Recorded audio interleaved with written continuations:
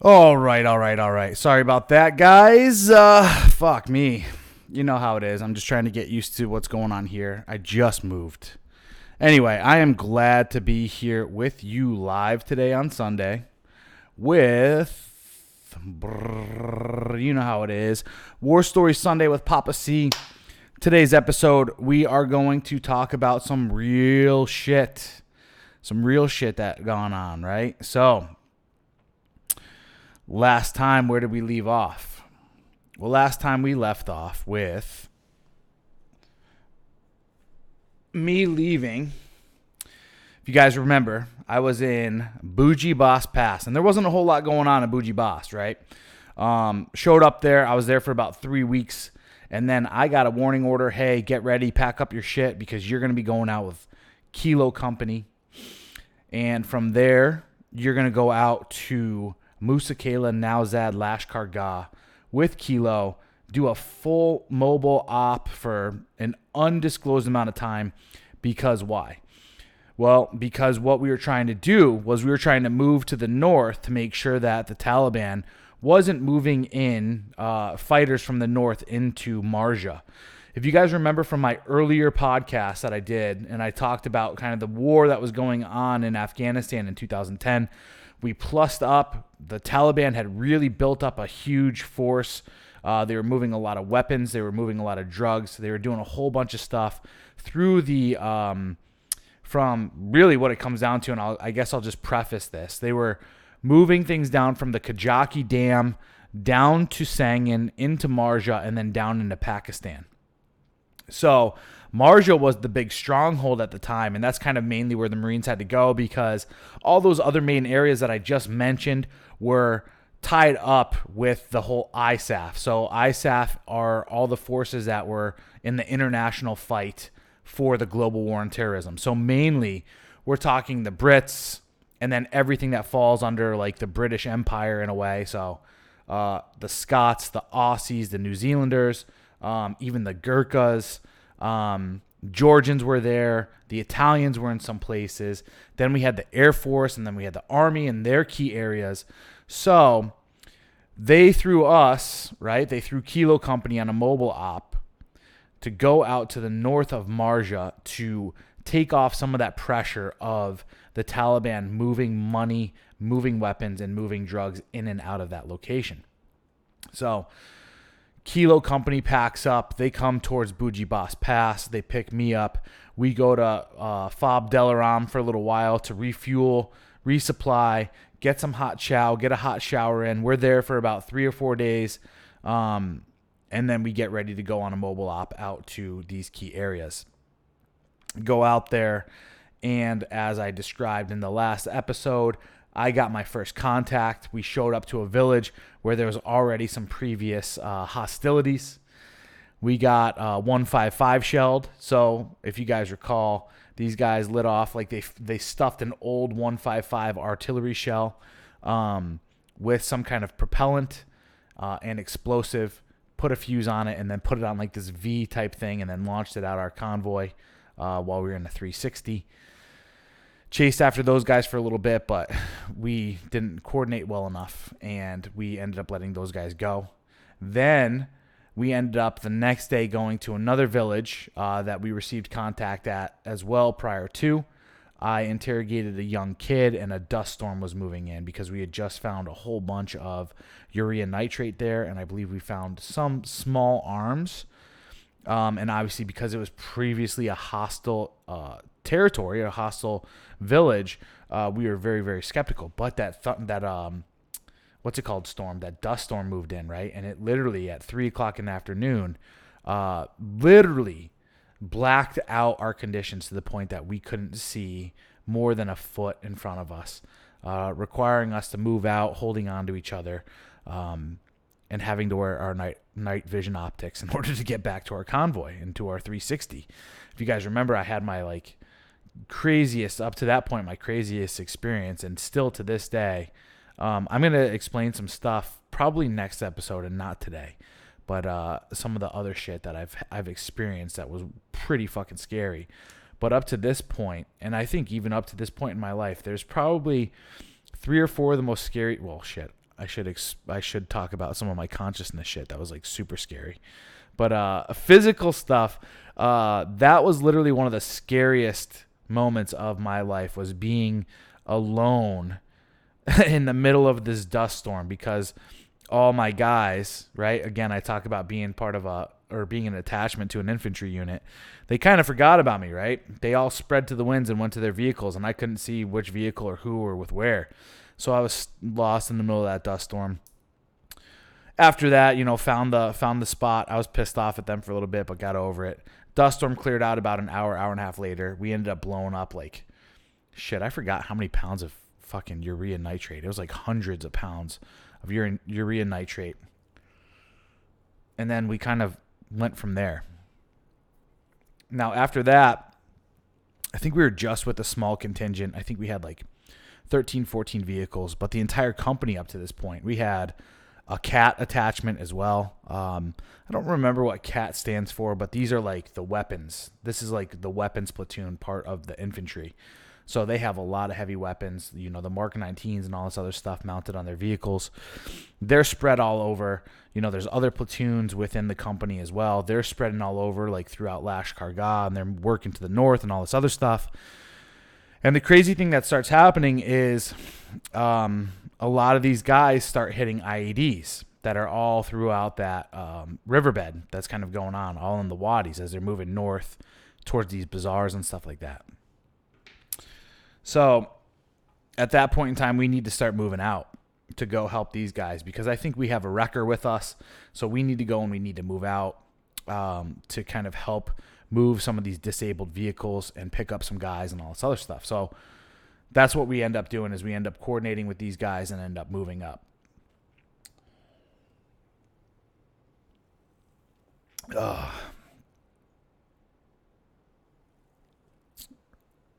So this is kind of a crazy aspect of the story.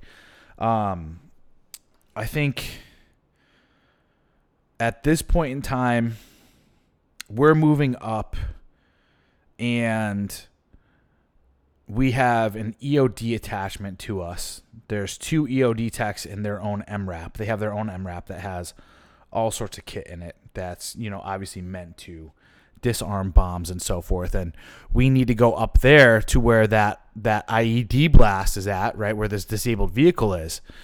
Because the thing that the Taliban do is they don't just place one IED to really disrupt. They have numerous forms of tactics. Sometimes they do. Other times what they do is they'll put one big IED down to, at least dismantle or disrupt our troop movement, right, with the vehicles. And then they'll place secondary IEDs around that are more like anti-personnel. So because they know that the A driver is probably going to get out, our A driver is known as the passenger, right? The dude riding shotgun. They know he's going to get out. He's going to do his 5s and 25s. He's going to assess the damage. Or we're going to get out. We're going to fucking triage wounded and all this other stuff. So they'll put other like smaller IEDs around that main IED. And this is not uncommon for them to do that. And this is a big risk that we take when people get out of the vehicle after an IED strike. And we've had this happen. I had this happen numerous times on this deployment, and this is something that ends up happening later. But when they're going around and they're checking, the guys that are walking around and checking, they end up stepping on and detonating another IED and then getting injured. And it's just a fucking shit show, to be honest with you. It's an absolute shit show.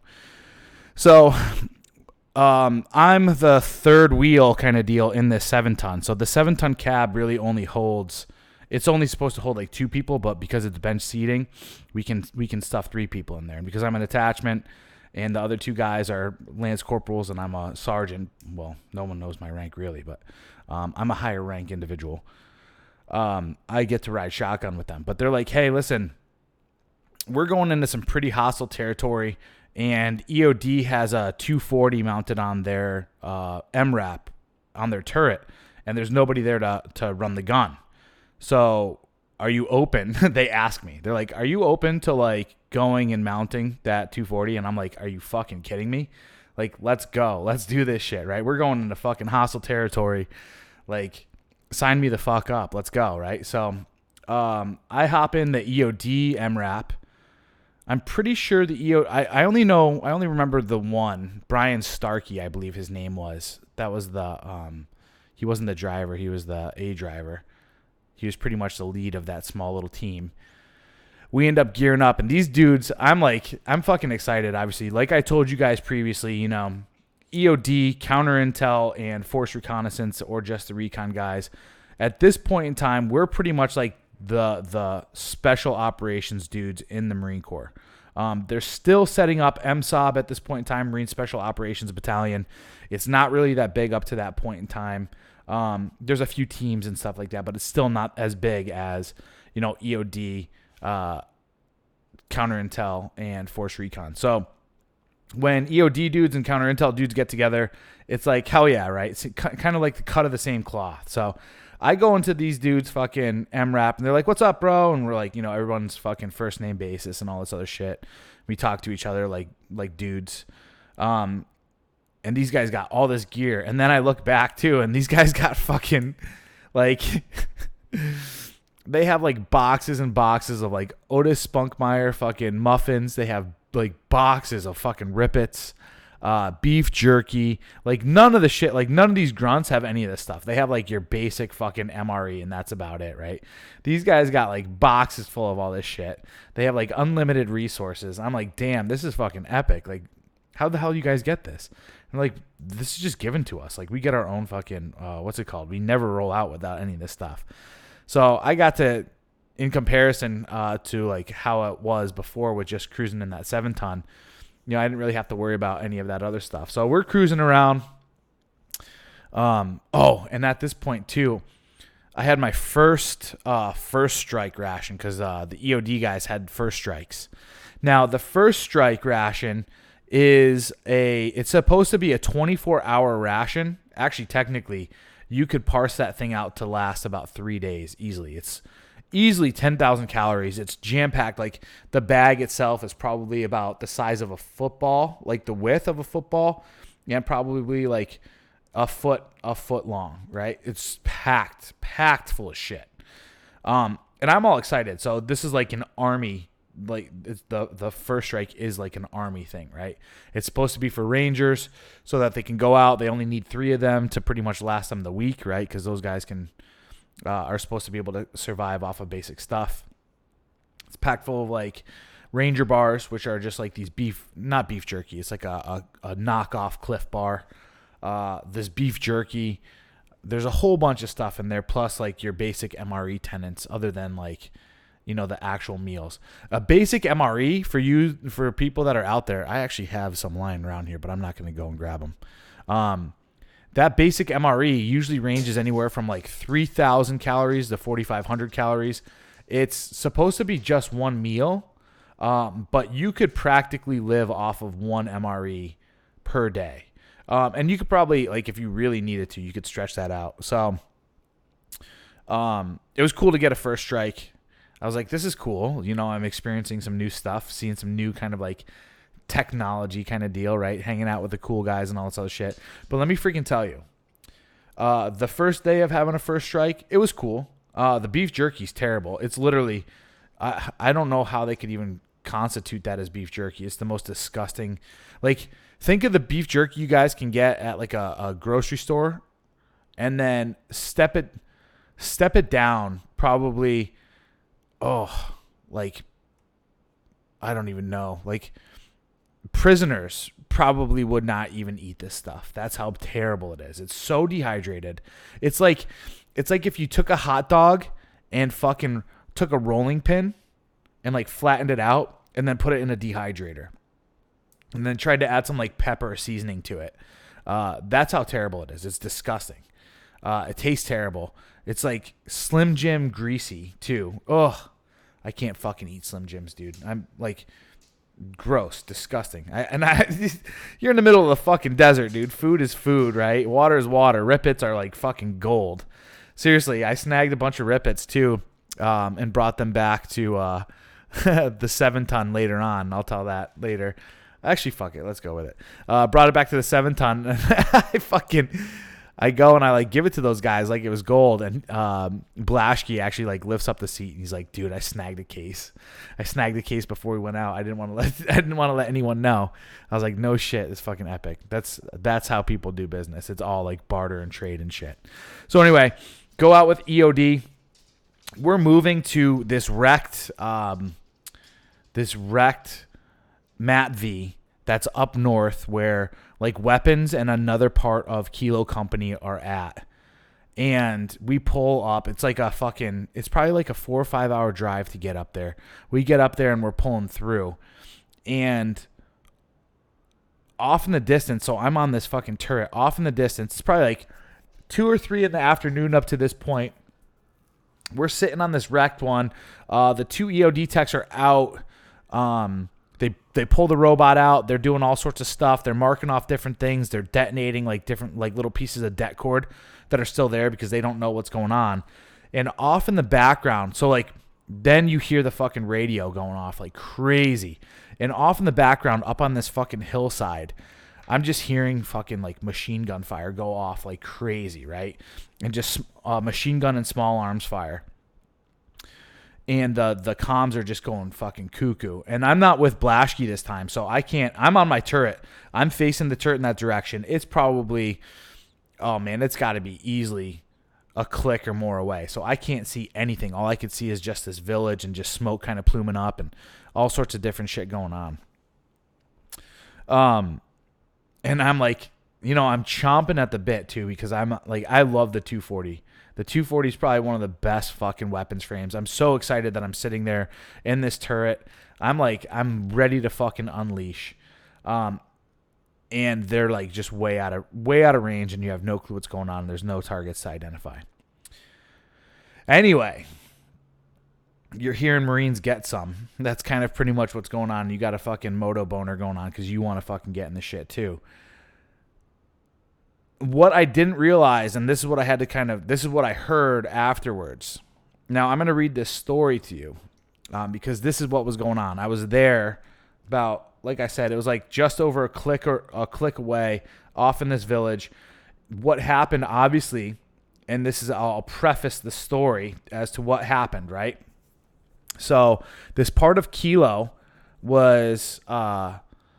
they were obviously moving through this wadi towards this village that was up to the north about a click away. And they hit an IED. Dismantling an MRAP, a Mat V, which holds 4 people.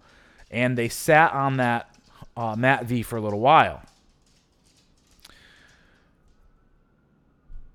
They sat there for a little bit, obviously, trying to get EOD to come up, but we were so far away that they're just like, okay, well, whatever. They did their 5s and 25s, think they identified a secondary or a tertiary, and then I believe what happened was some ICOM chatter came across that they were looking to try to ambush the sitting squad, right? The guys sitting there.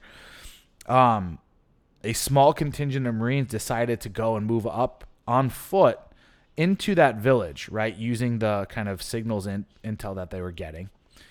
And that's what the engagement ended up turning into. Okay, so it was probably a squad size element, maybe a little bit larger, a squad size plus. So Marine squad is 12 people. I think 12 with the squad leader included. So we're talking 12 to 17 people moving up into there. And I'm going to read this story to you real quick because this is what ended up happening. And then I'll tell you from what my experience was of what happened. Of course. Hey, buddy. Why don't you go lay down? All right.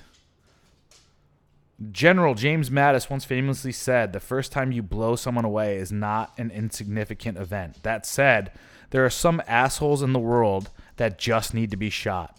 In 2010, Marine Corporal Clifford Wooldridge would follow that advice and give several Taliban their final dirt nap because he ran into a few that just needed to be shot.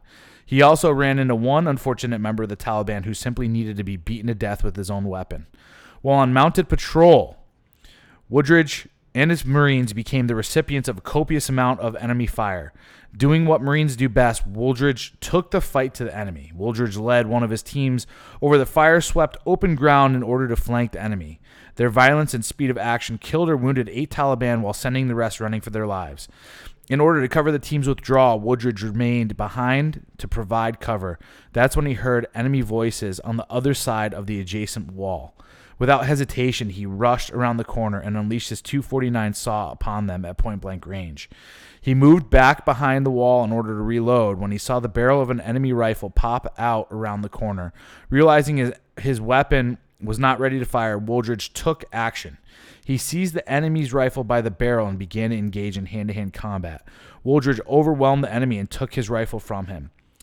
In the continued struggle, it became clear that the Taliban wanted his rifle back, so Wooldridge gave it back to him several times, courtesy of multiple blows to the head. Having just killed the man with his own rifle, Wooldridge returned to his Marines. For his actions that day, Clifford Wooldridge would be awarded the Navy Cross and a unique place in the nightmares of any Taliban to witness him in action that day. So, I was present. That's all the fire that we heard going on when we kind of like pulled up and we were there. It was fucking crazy. I didn't hear any of this stuff. It wasn't until later where we're all like kind of sitting around that we start to hear the what we call scuttlebutt, right? The rumor mill of what happened that day. Now, because I wasn't there firsthand, so I heard the story kind of secondhand, but I also heard it within, an hour or 2 or 3 of it happening. So I got kind of fresh perspective on top of us being able to talk about it and me actually being able to talk to Wooldridge about it afterwards. From what I understand, this is what ended up happening. They worked their way up. So we were south of the village. They worked their way up the mountain and then worked their way in. That's when they started to receive like pop shots from small arms fire. They worked their way in and they broke off. So that that squad plus ended up breaking off in like 2 or 3 different satellites, and they were just kind of moving around to close with and destroy. Receiving small pop shots, all that other stuff. One fire team got engaged. They were kind of tied down. The other fire team started to maneuver. And then Wooldridge and I think 2 or 3 of his other Marines worked around from the south to like the north west. So they were like kind of circling around. At that point in time is when they were kind of like up against the wall, and they had seen some of the Taliban starting to move in from the north, and that's why they tried to come in and kind of take that pressure off the other 2 fire teams. And from what I remember, I believe he said that his saw, so a saw is a M249. It's like a 240 in a way. It's a belt-fed it's a belt-fed light machine gun that fires 5.56. Fucking super fast. Really awesome little weapon too. Love it. I'm so sad that the Marine Corps decided to do away with it. I don't know why they chose to. It was a fucking awesome platform. Anyway, I believe his weapon jammed as he was getting ready to go around that corner, or they they were providing fire or doing whatever, and then he heard the voices talking, and then he saw, like, he was sitting up against that wall, and then he saw one of the Taliban come through, and it wasn't a rifle. This isn't like an AK-47. This is a fucking machine gun that the guy had. He had a PKM. Now the PKM is similar to the 240 Golf or 240 Bravo that I was using, but it fires the 7.62 by 3.9, so the AK-47 round. Another belt-fed machine gun. And Wooldridge literally grabbed it and started to wrestle it out of this dude's hand, and the dude was not expecting it because he was rounding the corner and he was trying to, he wasn't expecting Marines to be right there. So Wooldridge ended up removing it out of his hand, right? And the guy tried to fight back, and Wooldridge wrestled him to the ground and then ended up butt stroking him to death. And I believe, this is what I recall, I believe the other 3 or 4 Taliban that were with that one guy were just sitting there in utter shock. And Wooldridge turned that fucking PKM on those 3 or 4 guys and ended up fucking killing them, and the rest ran away. So he not only beat this guy to death with his own fucking PKM, but he turned the weapon around on the other Taliban fighters, which is fucking crazy. And the fact that, like, you know, I had nothing to do with it, but it was just insane that, you know, there's some level of attachment there. Just the fact that, like, if you guys want to read these stories, they're all over the internet. This dude fucking did it. Pretty epic stuff. And that just kind of starts to, like, that's just the beginning. That is just the beginning of like this deployment, so to speak, right? You got to remember, I'm now maybe like a month into being in Afghanistan. It started off super slow, super light. Now all of a sudden we're out in Nowzad, Lashkar Gah, Musa Kayla doing this stuff. That's what was going on. And I'm telling you guys too. So I'm sitting here on the turret, kind of hearing those gunfights off in the distance. We're hearing rumors also from, the ICOM chatter that they're going to try to come in and ambush us during the night. I'm up on the turret, and I'm literally staying on the turret the whole night because, you know, I'm kind of expecting they're going to try to come in and do some different stuff. And now we've already actually gotten in some different engagement. We're dealing with a whole different type of Taliban in this environment. It's not like the bougie boss guys where they're just kind of like placing IEDs here or there and they're really not important. Like, these are aggressive fighters now that are literally trying to move and do different stuff. So I'm sitting in the turret that night. I don't need to be on the turret, mind you, but I'm like, fuck it, let's do it. Like, if I'm here, I'm going to take the opportunity. Either way, long story short, nothing ends up happening. And we end up having to move out the following day. We can't. There's nothing that can be done about that wrecked MATV other than just hoisting it up with the wrecker, and then the wrecker has to literally tow it to where we go on the next one or the next place. So we're literally towing a fucking busted ass MATV around on a wrecker as we're driving around Afghanistan. It's fucking nuts. Next day, I end up getting put back in the 7-ton, and we are driving around, and we're moving into like the bazaar area. I think we're now in like Lashkar Gah, which is a pretty heavy location. We're moving into like the main areas of Lashkar Gah. A lot of opium fields at this point in time. We're seeing bigger and bigger and bigger fields. We're seeing bigger and more developed villages as well, right? Where there's no kidding.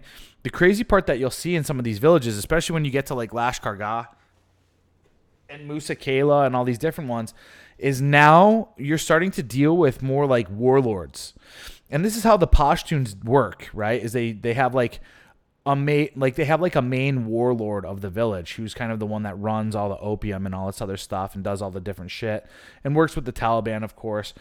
So now what you're seeing is like, now you're seeing some buildings that are like 3 or 4 stories that are kind of like, not palaces, but they're like mansions. And then kind of like all the rest of like the peons around them and stuff. And it's a little bit more built up. There's some bazaars in a way, like there's like little shops, not boutiques or anything like that, like little shops, little centers. All of them, of course, are made out of fucking mud. But you know, the mansion itself looks pretty good. Like, it actually has some architecture. Like, someone came in and actually did like surveyed it as best as they could. You know, they're flat. It looks like what you'd see here rather than it just being like stuccoed. Multi-level roofs, like nice flat roofs with like some atriums and different stuff. So you're starting to kind of understand why now here there's better fighters, because you could tell that it's a little bit more civilized than where we were at before, especially like Bougie. This is like the country, right? This is like literally the country. And, you know, as we're approaching Musa Kayla, Lashkar Gah, and Nowzad, it's kind of the same thing until we get to these locations because, you know, obviously richer people, they start to live by more of the major waterways. And those areas like the Lashkar Gah, Musa Kayla, and Nowzad areas, that used to be during some of the seasons that there is water flow and water frontage there that kind of moves through. But at this point in time, during the summer, there wasn't a lot of water going in there whatsoever. But it still served as like a major thoroughfare for them to be able to move a lot of the stuff. We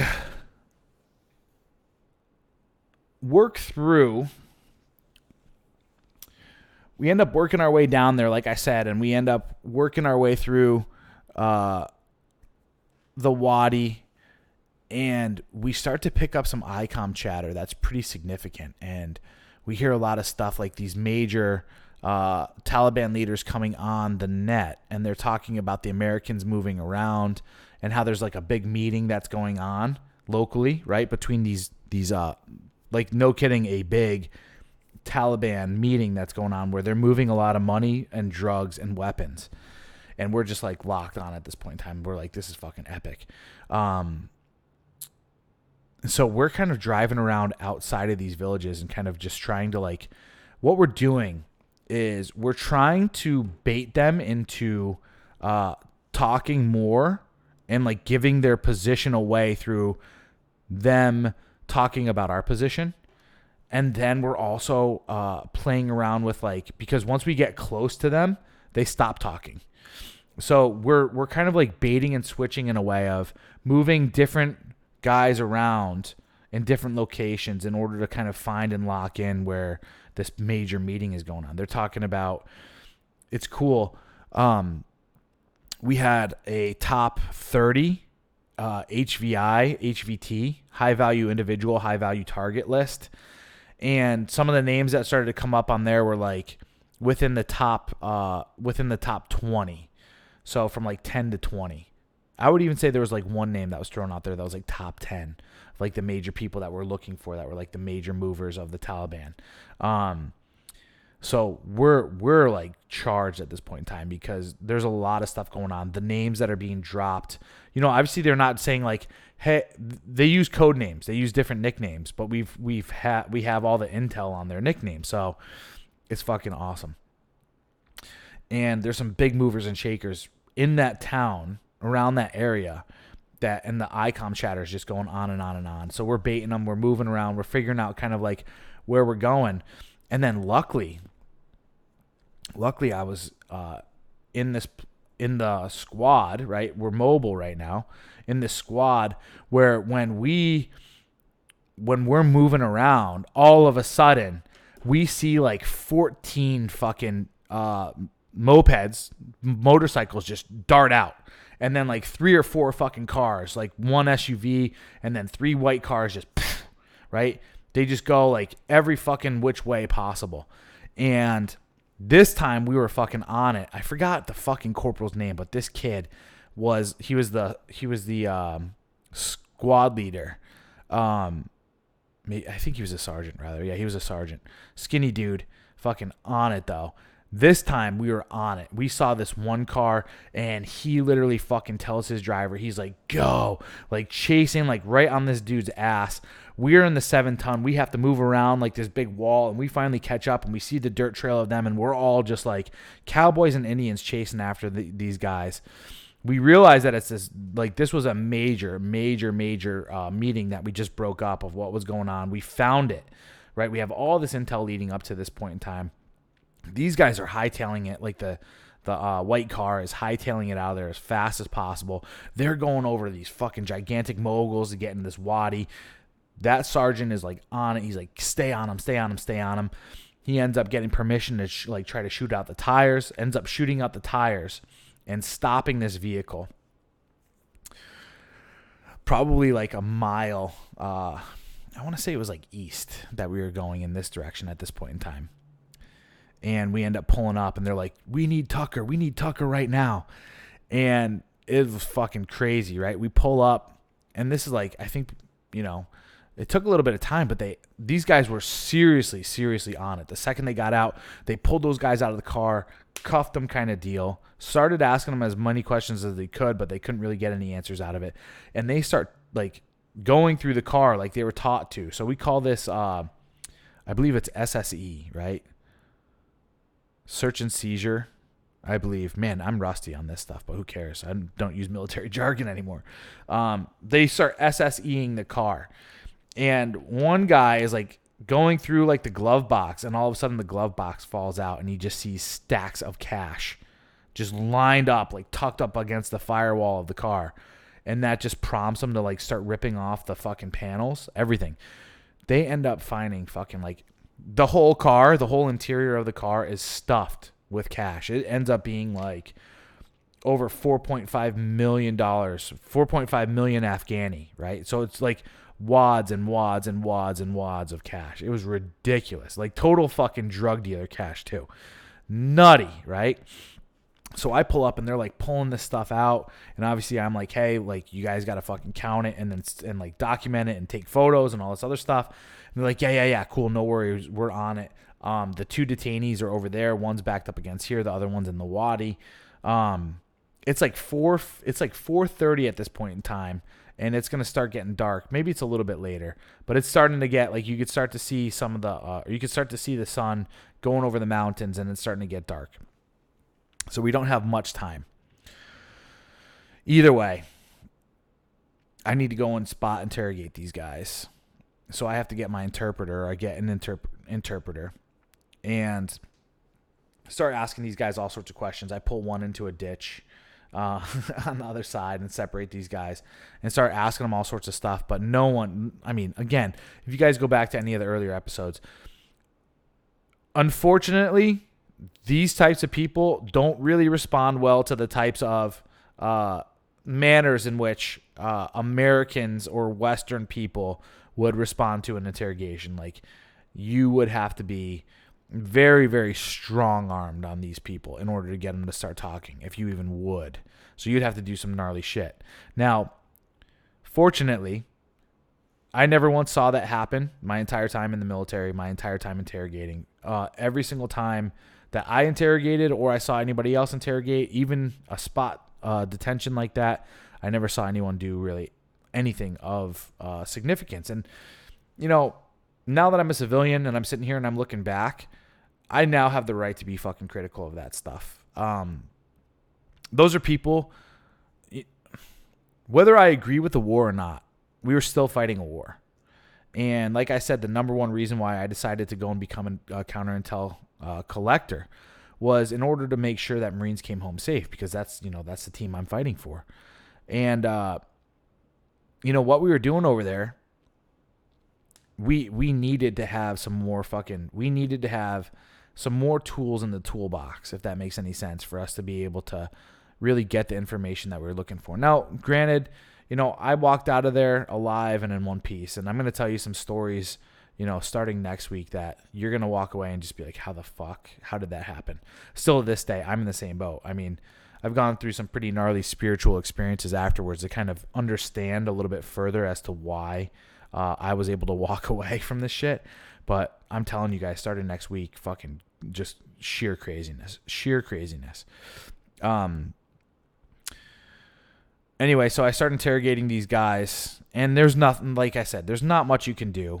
Long story short, too, I know that the company commander's pulling up here pretty soon, and he's got the JAG alongside of him. We have to have fucking lawyers alongside of these company commanders now. How sad is that? So they're like, hey, Tucker, not that I was going to go hard or anything like that, but, they're just like, hey, just let you know the company commander's coming up and all this other stuff. So no, like you got to make it look whatever. Either way, as I said, there was nothing that we could really do to get these guys to talk. No one was going to admit anything. You're sitting there asking, why do you have all that money in the car? That's the main question I'm asking. Like, what's going on here, guys? Why do you have that money? Oh, well, I just borrowed that car from my friend, and that's it. I didn't know that was there. I borrowed a car from a friend. Okay, cool. So then why, when we pulled up, were you guys running away? Oh, we're scared of you guys. Those are big trucks, and you guys have guns, and we wanted to make sure that we weren't going to get killed because you guys just kill us indiscriminately. We know that, right? So they're bullshitting, right? And we already had all the evidence prior to that there was a big meeting that was going on, all that other stuff. So anyway, we end up cuffing them, Company commander comes up with the JAG. They're like, "Hey Tucker, what do you want to do with these guys? Do we cut them loose or do we detain them?" And I was like, "Absolutely detain them. These guys are pretty well connected to something bigger around here. We need to send these guys back to Leatherneck to go into our actual detention facility and go through proper interrogation other than what I have." So he writes up the report. Believe it or not, what ends up happening is that we have to call in a helicopter to take these guys in. So the company commander and the JAG actually end up throwing them in their vehicles and then moving north to reconnect with their part of the company, with the COC. And then we're kind of left there. And, all the evidence is already collected and it's already taken away to move with those guys. All the fucking documentation is sitting there. And it's like, well, what do we do now? And we have this vehicle that's sitting right there that's completely dismantled. Dismantled. It's fucking garbage, right? And we know it's a Taliban vehicle. That's what they're going to do. And we know that the Taliban's going to come back and they're going to take this vehicle because that's what they use it for. It's a mule. So we have no other option because we're in the middle of nowhere. And this is one of the fucking coolest things that I've ever experienced in my entire life. And it really kind of, obviously there was a reason why I got to see this happen. Because I ended up doing something later on. I'll explain. But one of the squad leaders, I believe, ends up pulling out a thermite grenade or a white phosphorus grenade, which is fucking gnarly. White phosphorus can fucking, as I just got to see, can literally melt a fucking engine block. So he's like, "You want to see something fucking cool?" And he like pops it, puts it right there on the fucking engine, and then we walk away, and all of a sudden just, it's like white phosphorus. The reason why they call it white phosphorus, and that's actually what we launched to for our illumination, is a white phosphorus illumination, and it kind of takes like 4 or 5 minutes or 6 minutes or something like that for it to burn out. This kind of does the same thing, but it's in like a hand grenade. So he pops it, and like it's just sitting there just lighting up, and it's sitting there just burning the engine, because that's what we were trying to do, was just burn the fucking engine so that this thing was literally inoperable. But I don't know what was up with this vehicle or if this is just normal, but the whole thing ended up fucking just lighting up. Fucking the whole vehicle just like goes into fucking flames. And it takes like 30 or 40 minutes for this whole thing to get engulfed in flames and just fucking melt into just this pile of fucking aluminum. It's like the chassis too. It was insane. Like, I've never seen anything in my entire life like that. It was absolutely remarkable. And we were just kind of like, oops. Oh man, but it's those simple pleasures when you're fucking fighting a war and you're in the middle of the desert and you can't just call a fucking tow truck to bring it to a repo. You know what I mean? You got to make do. So from there on out, we now end up, I mean, it's dark. We're like, hey, whatever, let's coil up. We're kind of in a safe location now that we're a few miles south. We end up coiling up and camping out that night. And I mean, up to this point, it's been pretty fucking, like, it's been a pretty wild ride up to this point. I think we're probably like a week or so into the mobile op. We're hearing stories, you know, as we're sitting in the coil. They're telling stories because, like, so here's the other thing you guys got to realize is, like, information is kind of compartmentalized, right? So the squad leader or the platoon sergeant will have like different comms in his vehicle, because he's communicating to the company commander, and he's hearing what the company commander's hearing. And, you know, the squad member or the squad leaders are only hearing like what the platoon sergeant is saying. So they're on their own comms, and then the squad leaders are the ones directing like people like Lashkar and all these other people. But Lashkar also has like some comms that are connected to different things, so he's able to hear some different stuff.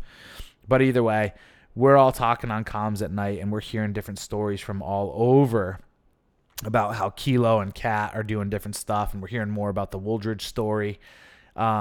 And we're just hearing all these different things about how, like, sniper platoons getting involved, and they're fucking getting hit, and they're doing all sorts of crazy shit over in different areas, and, like, there's all sorts of engagement going on. Now, this isn't, like, I'll explain, like I said, in the future coming up here shortly, how crazy it really, really gets. But on like a scale of 1 to 10 of the combat that we're going through, if fucking Bougie Boss was like a 1, getting hit with IEDs every so often and not really going on, this is probably like, this is like a good 6. This is like a good solid 6 or 7.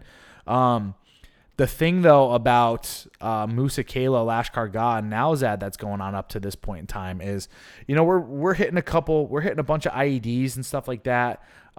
Vehicles are getting wrecked. It's happening more often, but no one's really getting hurt or injured, which is a great thing. I'm not trying to say anything bad, but up to this point, like every engagement that we're getting in, we are literally overwhelming the enemy like nobody's business.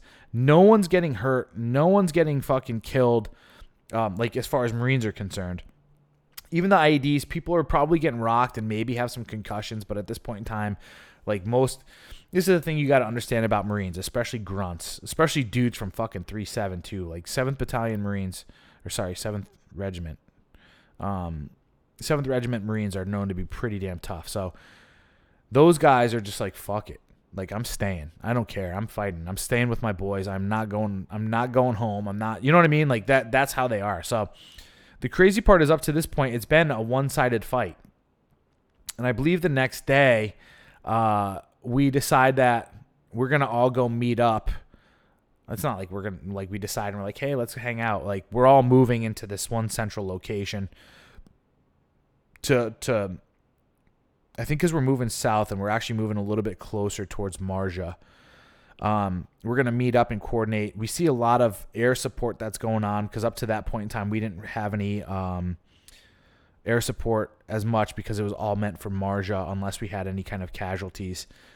We decided to move out and meet up in this one kind of big plain that was just north of Marja and kind of sit back for just like half of a day and coordinate a little bit more and figure out what our next moves were going to be. It was also another place that we were able to kind of like stow our disabled vehicles. Up to that point, we actually set up a no kidding tent, like a medical tent to, if we had any medical issues that were going on with any of the guys. So the battalion surgeon set that up and pulled in a lot of the docs. Major issues up to that point were just feet. That's it. Obviously like reapplying, what the fuck is that stuff called? How could I forget? Moleskin. That shit was bomb, especially for hot spots and blisters and all that. Making sure that people are able to get a shave. That's important at that point in time.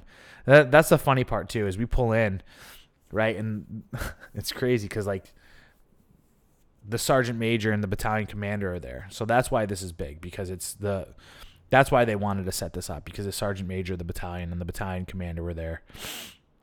They wanted to get us in there to kind of like show them that we're fighting war and stuff like this. And we're pulling in, and I think I forgot what I was doing, but I took my helmet off just a little bit before pulling into this area. I think to like stow my fucking iPod away or something like that, because it kept getting wrapped around the thing.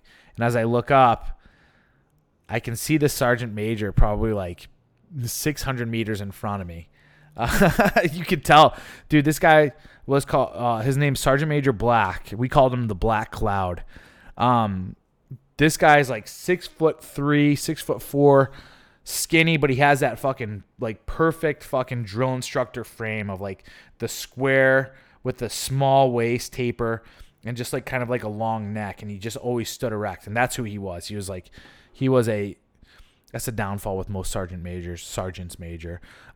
They're all fucking drill field dudes during this point in time. That's how they got to become sergeants major. And they're all fucking they're always drill instructors. That's how they are their entire career. And this fucking dude beelines right at the 7-ton, and he's like fucking screaming outside the 7-ton. And he has no fucking clue who I am. We haven't met yet. Actually, I think we met like once prior to, but he probably still has no clue who it is. So I open the door, and he's like, "What the fuck, Marine?" He's like, "What the fuck is up with your Kevlar? You make sure you wear your fucking goddamn Kevlar at all goddamn times." And And I'm just sitting there like rolling my eyes. Like obviously so that he can't see it, but he didn't realize that I was wearing it. And then you know what I mean? Anyway, long story. Stupid bullshit. But that's the type of shit when we all get together with fucking battalion that you're to expect. So it's not like it's a vacation that we're all getting together and we're going to maybe get a hot fucking meal and maybe be able to like pull our helmets off and shave for a little bit. Now instead it's like we have to be on our best fucking behavior and play the dog and pony show in front of the BC battalion commander. After being out and actually fighting for the last 2 weeks without showers, without hot chow, without any of this stuff, without a fucking rack to sleep on, any of this stuff. Like, we're literally fucking out there doing this shit. And then this is what we're welcome to is like the fucking sergeant major coming out there yelling at you about shaves and fucking white socks and not wearing your damn Kevlar when you're in the fucking truck. You know what I mean? Like, it's fucking stupid. Absolutely stupid. The shit. And I get it. Listen, so if you guys have not seen this show yet, it's called Generation Kill. It's an HBO miniseries that highlights the invasion of Iraq. And actually, believe it or not, I'm pretty good friends with one of the guys that helped produce it. His name's Josh Person. He's one of the main characters in the actual story, too. So I know Josh Person personally. And when I met him, I was like, dude. I was like, I have to fucking tell you, man. Like, you guys nailed it. Like, nailed this show. If you want to see a no-kidding perspective of, like, how it is exactly to be a Marine during this time frame, go and watch Generation Kill.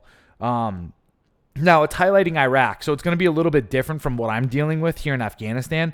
But what's perfect is it highlights like the hierarchy of the Marine Corps, the types of personalities that you're dealing with, the types of shit that we deal with, the type of fuckery that we deal with as well. On top of like how Marines talk and like I said, just kind of like the stupid bullshit that we have to deal with. It was literally like even the background chatter, even the like if you were to sit there and you were to actually like listen to the conversations going on in the background of the main character dialogue, it's literally it's a perfect representation of the Marine Corps. It's so fucking good. Highly recommend you go and watch that show. So we meet up with the battalion, and we're kind of hearing word again that this is just the beginning, and we're only going to be out. So it's supposed to essentially be like a 3 week to a month-long mobile op that we're supposed to be doing. But now that I'm there with the battalion commander and stuff, I'm hearing like the real deal word. They're actually talking about how we're about to move out. We're going to move out pretty quickly and get back to Leatherneck and Delaram. And we're going to go back and kind of pack up some of our stuff because what's expected to happen now is the Georgians are going to come in and they're going to take over what Kilo was holding on to off to the west. And we're expecting the Georgians to move in and take over Bujibas Pass. So we got to do a quick turnaround with them. And we got to take some of the classified stuff out of there and do all this other stuff. So that's what we're hearing. So they're literally like, hey, mission kind of accomplished here up in Lashkar Gah, Musa Kela, and Nowzad. We are going to start moving back. We're going to pull all of these wreck things, drop them off at Leatherneck, and then we're going to head back to our designated areas that we were at previous. So let's get going. Let's call this one a fucking wrap. You know what I mean? And we'll start moving back pretty much within the next 2 days. Now, as we started to move back, because we're pretty far to the east now, we're going to move through some of the main areas all over again and expect, keep your head on a swivel, stay frosty kind of thing. Do not let your guard down. This isn't us. We're still in enemy territory. So this is kind of what's going on. So that's that. Hey, bud. Go lay down. Lay down, bud. No. Lay down. Down. Good boy. And at this point in time, this is a pretty good spot for us to take a break and start off and kick off again next week. Guys, I have to say this. It feels good to be back on the airwaves. If you aren't aware, I just moved. I'm going to do a little walk around later and kind of highlight why and the things that are going on in my life at a little bit as I get this place a little bit more set up. As you can see, walls are bare and all this other shit. And I just got the internet back fucking 2 or 3 days ago, and I'm here shooting live again. It's good to be back though. I'm getting my life all sorts of set up for some big moves here in the future. I'm pretty excited. But it's great to be back here and talking to you guys and telling these stories. Some really cool shit that I went through, really crazy stuff. And like I said, I say this every week, but it's only going to get better from here. The stories are only going to get deeper and deeper and deeper. But it's really cool to be able to kind of share that story too about Wooldridge.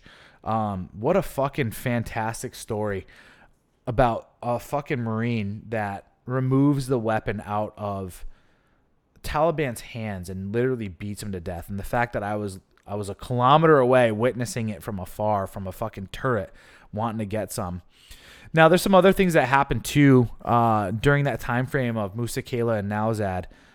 Smaller little conflicts that we still got engaged in. We moved through a lot of other different locations to hit a few more IEDs. Believe it or not, I never hit any IEDs in the vehicle, me personally.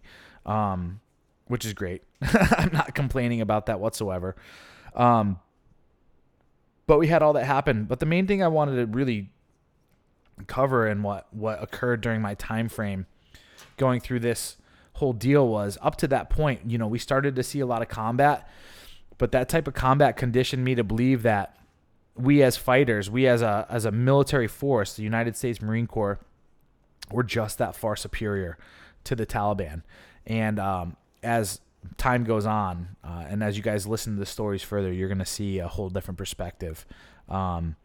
It's kind of crazy too, having that perspective of getting these kinds of engagements going on and it being very one-sided almost makes you want more. And that's another thing that I'm going to talk about in the future here is, that desire to want more and bigger challenges and all this other stuff. Very, very masculine traits. Now, here's one thing I do ask of you guys is this. Because I'm just moving, I'm just now downsizing, and I'm trying to figure out how to turn this type of lifestyle into a no-kidding proper business. I would love for you guys to click on the link below, if you don't mind, and go to streamlabs.com and donate if you're getting any value out of any of this stuff. Because here's the deal is I might have to go pick up another job here pretty soon. And unfortunately, I'm not going to be able to be on the airwaves nearly as much if I'm working a regular job. You can also donate to me if you so desire through PayPal. There's a link below, paypal.me. I believe it's a / or a / whatever. Try it out. Corey Capella. A few bucks here or there, guys. It really helps out. The last thing too, though, is this. If you guys aren't aware, I'm pretty successful with, I guess, the ladies, and I don't want to come on here and tout myself as a Casanova or Lothario, even though, hey, if you got it, flaunt it. But I produced a course pretty recently, an online dating mastery course, and I think that if you guys are bachelors, that you should be doing some online dating, and I can give you guys the keys to the castle to really kind of cut through a lot of the bullshit and start to see that success. It's very important for you there. So also click the link below, online dating mastery 2019.teachable.com. You guys will see that. So do me a favor, and if you're interested in that, go ahead and purchase and review that. So with that said, I will be back live, believe it or not, on Wednesday with John Fitch at 3 p.m. Pacific Standard Time. Next Saturday, 9:30 a.m., then 11 o'clock, I will be on Hot Dude Party. And then next Sunday, I'll see you guys for the next episode of War Story Sunday. Take care, everybody. Leave a comment below, like, share, and subscribe as well. All right, see ya.